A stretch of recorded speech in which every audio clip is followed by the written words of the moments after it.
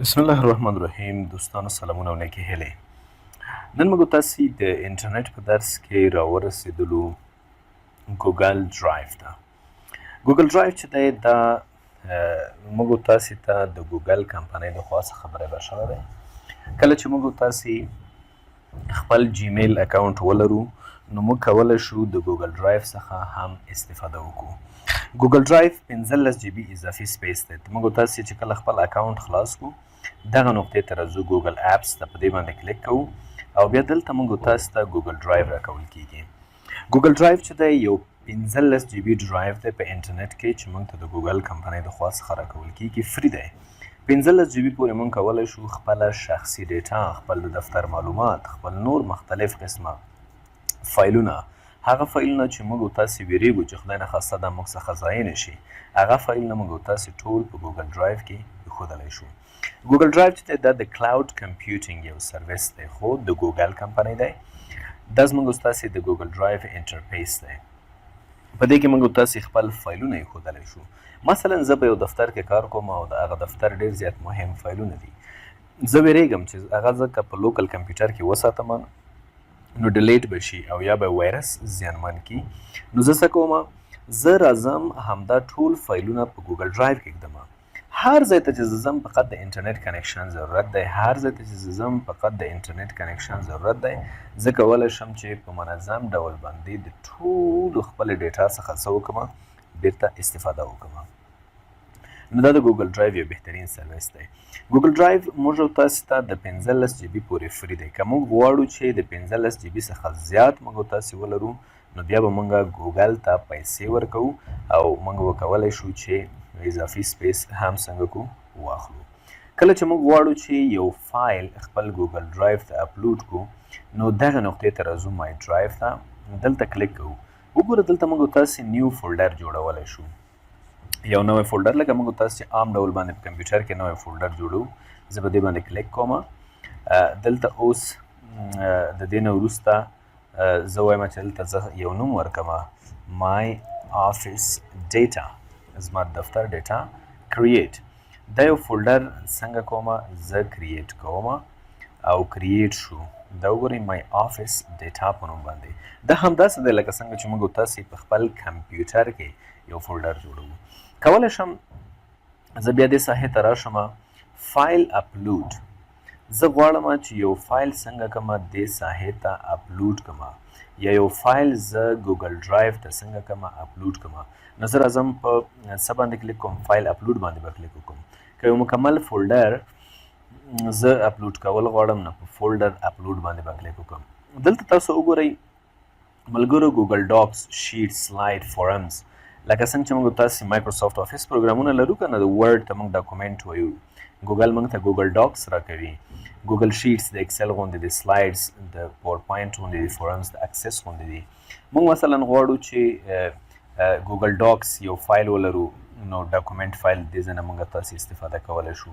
مور ته که موږ تاسو راشو نو ډرایوینګ دی، ماپ دی، مختلف څیزونه نور دي، د دې نه هم موږ تاسو ډېره زیاته استفاده کولی شو. اوس راځم فایل اپلوډ ته. زه په دې باندې کلیک کوم. غواړم چې د خپل کمپیوټر څخه یو فایل خپل ګوګل ډرایو ته څنګه کوم اپلوډ کوم چې ما څخه ضایع نشي. نو زه ډیسکټاپ ته راځم، خپل فایل لټوم. زما فایل چې په هر ځای کې وي، مثلا دا یو فایل دی د لیست په نوم باندې، په دې کلیک کوم، د ایکسل فایل دی، اوکې کوم. دا فایل به څنګه کیږي، اپلوډ کیږي به ګوګل ډرایو ته او بیا به په ګوګل ډرایو کې دا څنګه وي، پروت به وي. نو دغسې ملګرو ګوګل ډرایو چې دی یو بهترین سیز دی. وګوره ما خپل فایل دلته راوسته.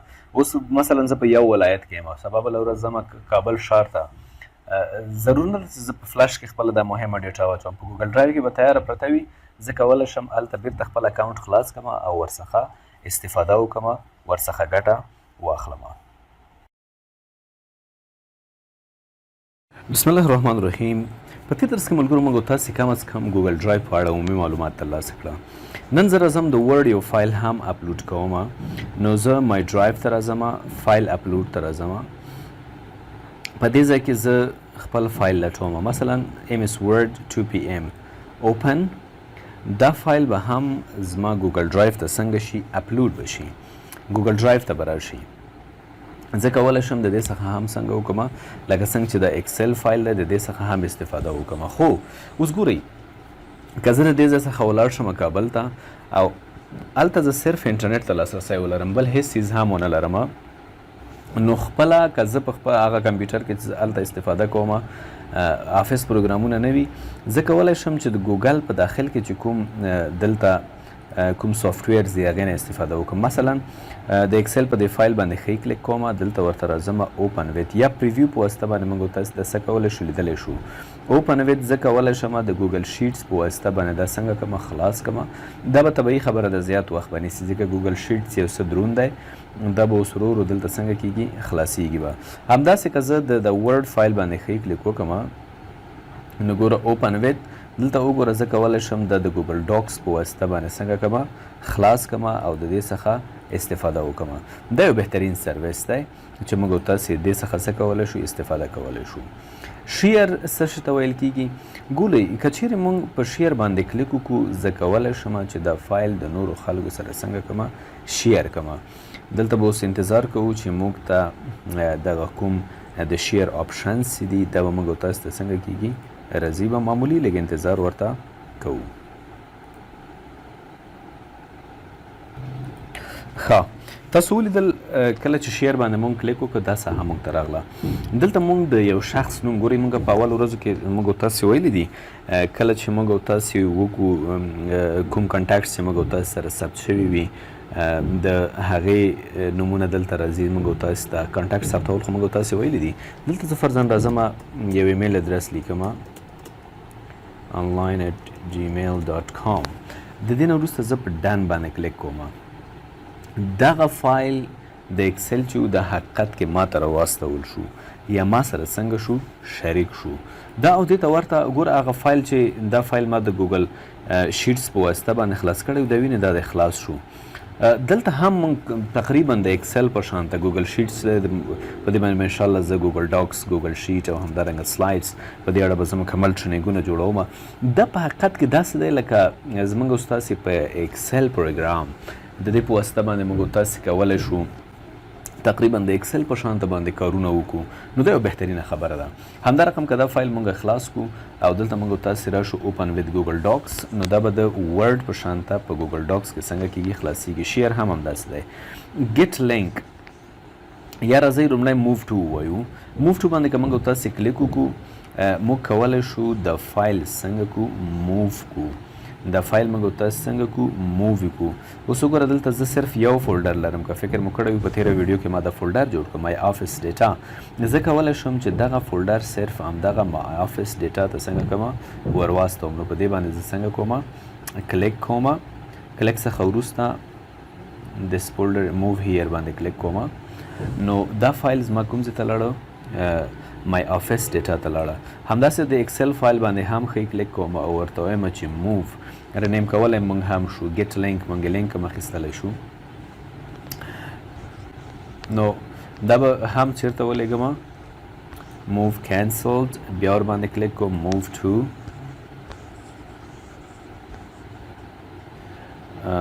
د مای ډیټا فایل ته او موو باندې کلیک وکړئ. وګوره دا فایل هم موږ دلته څنګه که راووسته.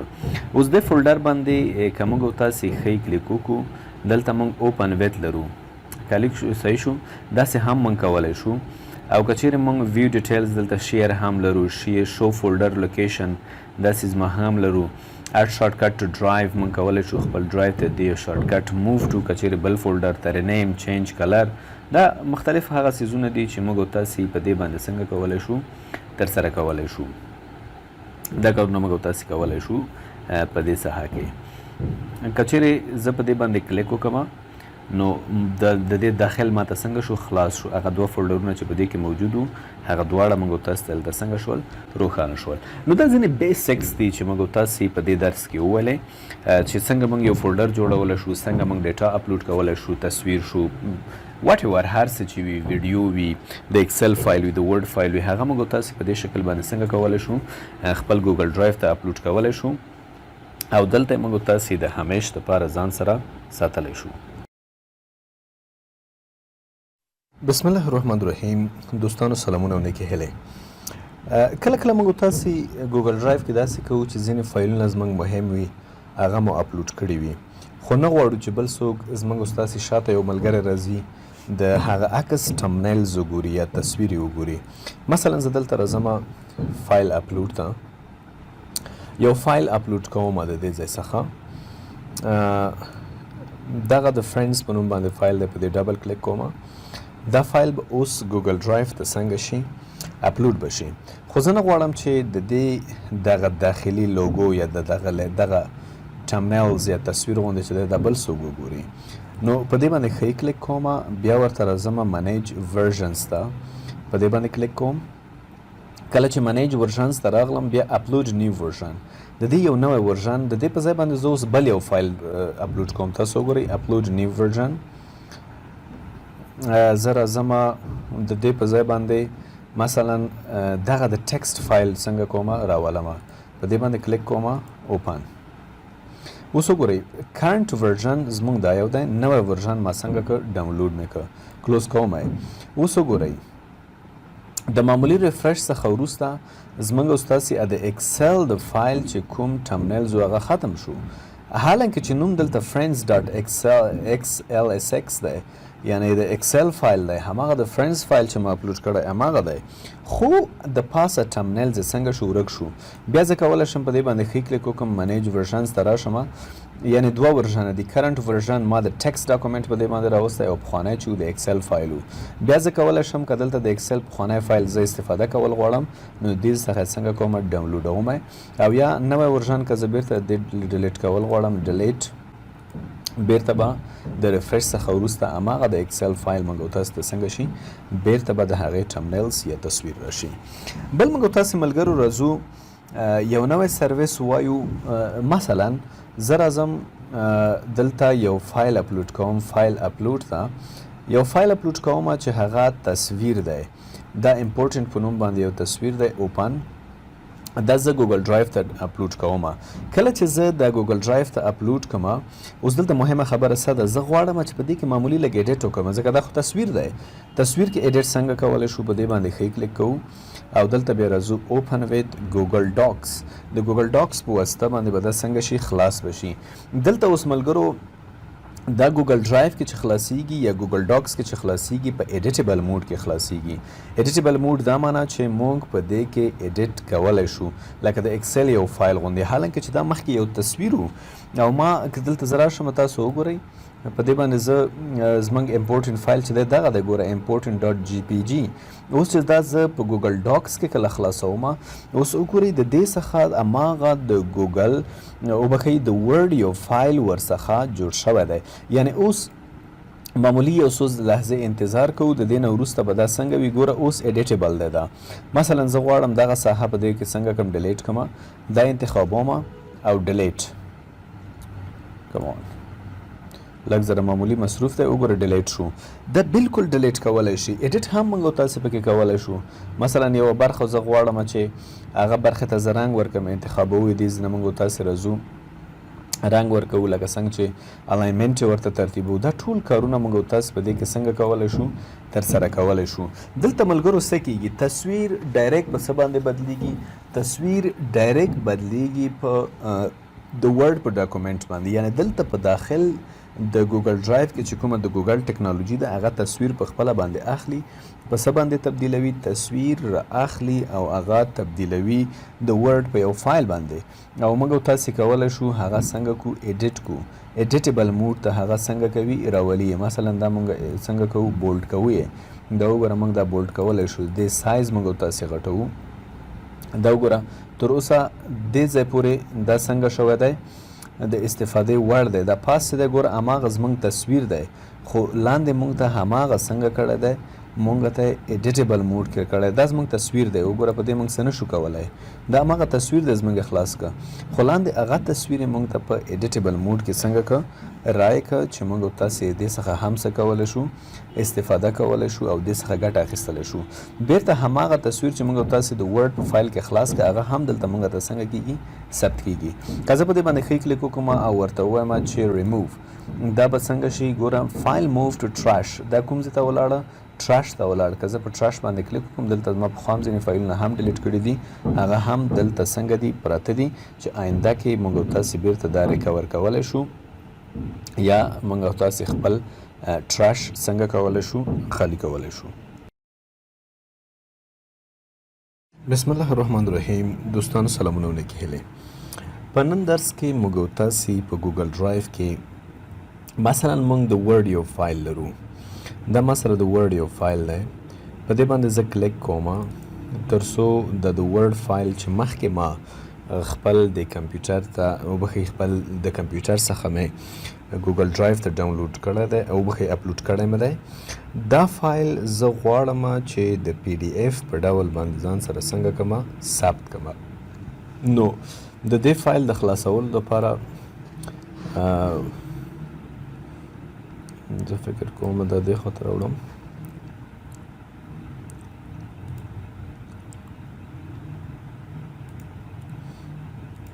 ګوګل ډاکس باندې کلیک کوو یا د فایل باندې مستقیم راځو اوپن ویت ګوګل ډاکس باندې تر څو دا د ورډ فایل موږ ته په ګوګل ډاکس کې خلاص شي. کله چې موږ ته د فایل په ګوګل ډاکس کې خلاص شو د هغې څخه وروسته بیا موږ دا د پی ډي ایف په ډول باندې څنګه کولی شو استعمالولی شو.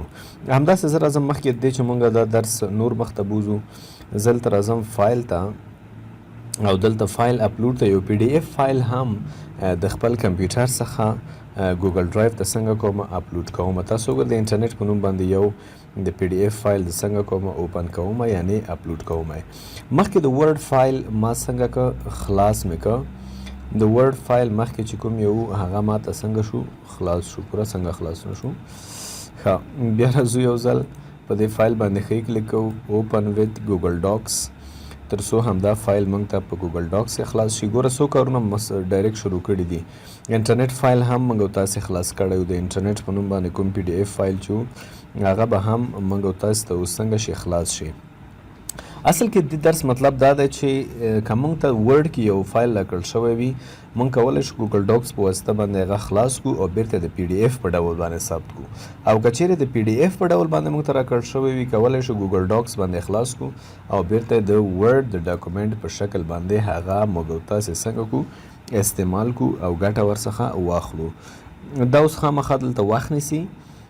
زه داسې کوم چې دا پاز کوم چې کله صحیح شو بیرته راځم آنلاین.